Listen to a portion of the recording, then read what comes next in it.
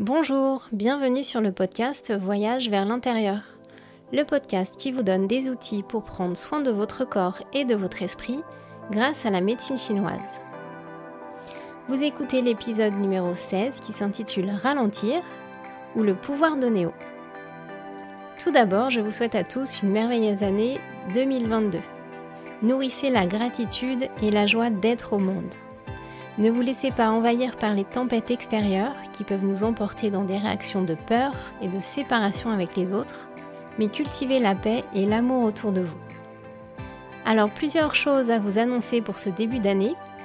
J'ai créé un compte Instagram et Facebook spécial Voyage vers l'intérieur, pour faciliter nos échanges et surtout laisser plus de place à la spontanéité.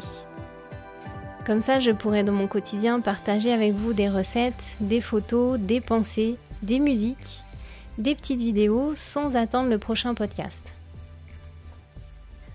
Ensuite, vous avez été nombreux entre le mois de novembre et décembre à demander des séances de suivi en médecine chinoise en distanciel.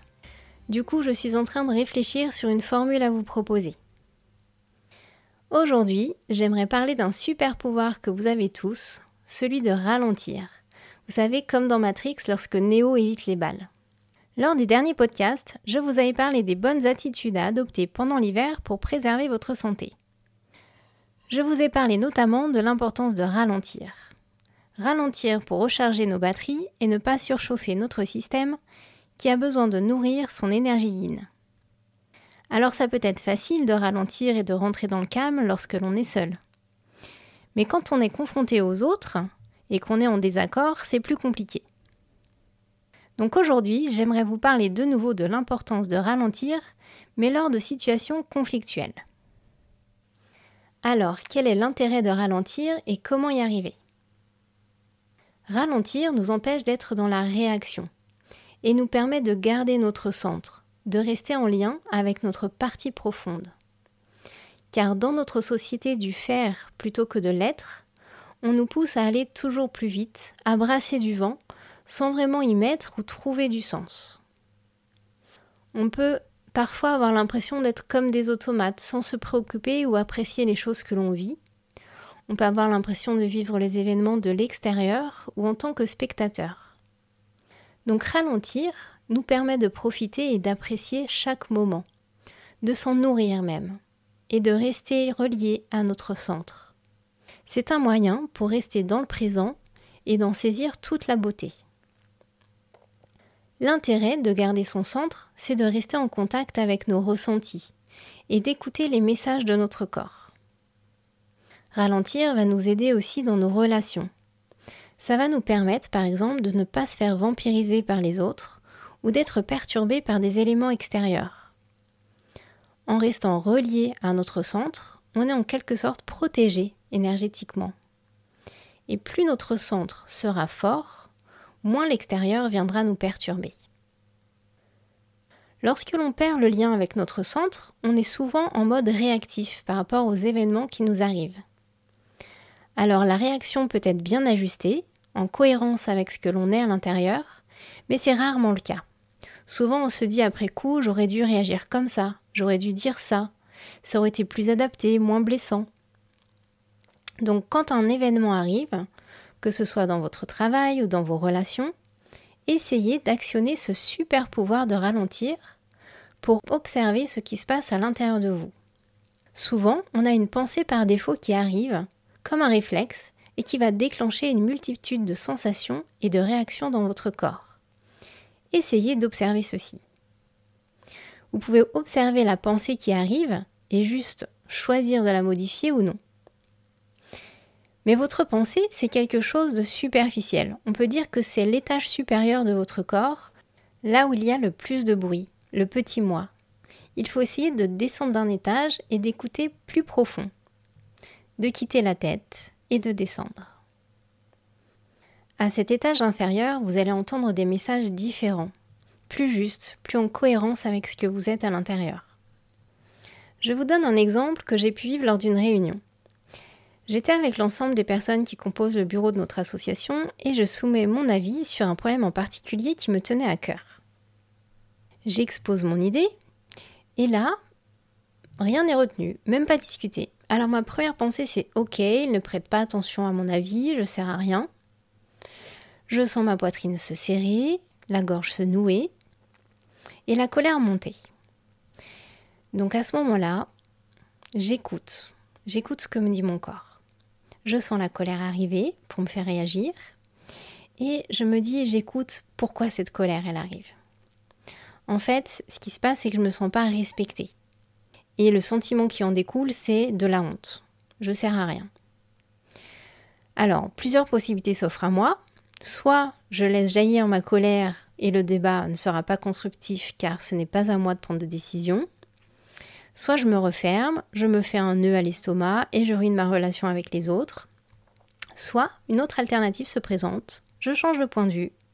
Je trouve une porte de sortie qui me permet de transformer les choses et d'être en cohérence avec la professionnelle que je souhaite être.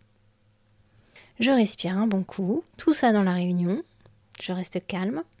Je me dis, chacun son rôle dans l'association, moi mon job c'est de faire mes cours du mieux que je peux, et c'est au bureau de prendre des décisions et de faire des choix. Du coup dans mon corps ça change les choses. Ce n'est pas du tout la même chose qui se passe. J'ai ouvert un espace à l'intérieur de moi, en revenant dans mon centre, pour sentir ce qui était la meilleure attitude à adopter pour moi. Donc face à un événement, ralentir vous permet en étant en lien avec votre corps, à la fois de sentir ce qui se passe, ce qui se joue à l'intérieur de vous, mais de créer un espace-temps à l'intérieur pour comprendre les mécanismes qui sont à l'œuvre et pouvoir réajuster. Il est important de prendre ce temps d'écoute et de ne pas écouter que sa tête, mais de descendre bien en profondeur pour sentir ce qui se passe. Et le simple fait d'observer, de vous mettre à l'écoute, ça va taire le bavardage de vos pensées, ça va les calmer et vous pourrez écouter les messages du corps. On va descendre de la tête vers le corps. Dans cet espace-temps que vous créez pour accueillir ce qui se présente, vous pouvez choisir soit de mettre de côté l'émotion qui arrive et y revenir plus tard de façon ajustée, soit vous en saisir si c'est en accord avec ce que vous êtes et transformer la situation de façon constructive. Donc ce ralentissement, voire ce temps de silence à l'intérieur, permet de faire émerger ce qui est sous-jacent à notre pensée, ce qui est plus profond. Ce travail demande du temps, c'est un apprentissage. Au début, on se rend compte qu'on était en mode réaction après coup. On se dit mince, j'ai perdu mon calme, j'aurais dû réagir comme ça, j'ai pas utilisé les bons mots, etc. Et s'ensuit de la culpabilité, des regrets et tout un boubi-boulga qui reste coincé dans la poitrine, la gorge ou ailleurs. Ce travail de prise de recul, de ralentir, est plus facile quand la situation ne se vit pas en direct. C'est-à-dire quand vous recevez un mail ou un message par exemple. Essayez de ne pas vous précipiter et de répondre tout de suite à chaud. C'est bien plus facile de laisser du temps avant la réponse dans ce cas-là et d'adopter une attitude juste. Alors, comment faire pour actionner ce super pouvoir ? Il vous faut trouver votre centre, revenir dans votre corps, descendre de l'étage supérieur des pensées et de la tête à celui du corps et de votre centre. Pour ça, rien de tel que le tai chi ou le qigong, car les mouvements en étant lents vont affiner votre conscience corporelle et aller de plus en plus profond. Vous pourrez explorer des espaces à l'intérieur de vous, libérer des zones de tension physique, mais aussi émotionnelle.